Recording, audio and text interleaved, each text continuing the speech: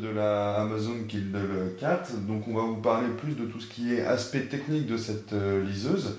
Donc on va commencer par le poids. Donc c'est une tablette qui fait à peine 170 grammes, donc c'est vraiment très agréable parce que c'est hyper léger. Ensuite les dimensions, elle fait 166 sur 114, donc 166 sur 114 et 8,7 mm d'épaisseur. Donc vous pouvez voir que c'est quelque chose de vraiment très petit, très fin, très agréable. Autrement, au niveau de l'écran, donc c'est un écran qui fait 6 pouces, donc à peu près 15 cm. On a une résolution de 600 par 800 pixels.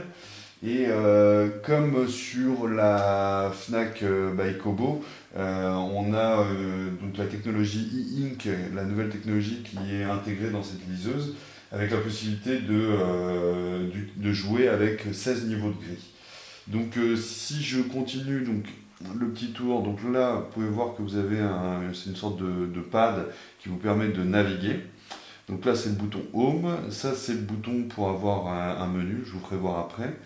Ça c'est pour avoir le clavier qui s'affiche et ça c'est la touche retour en arrière. La touche du milieu là vous sert à appuyer, à valider. Ici si vous regardez sur les côtés vous avez des deux côtés des boutons pour aller vers l'avant ou aller vers l'arrière. Ce qui est sympa c'est que vous pouvez l'utiliser pour un droitier comme pour un gaucher.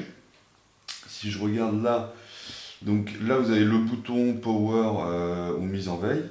Alors c'est assez curieux de le voir en bas de la tablette, généralement ça se trouve sur le haut, mais bon, c'est un coup à prendre.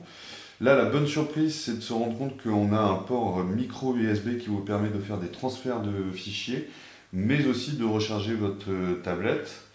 Et donc si je vous la retourne comme ça, vous voyez, il n'y a pas grand chose d'autre autrement. Donc c'est assez sobre, c'est relativement correct pour ce qui est proposé.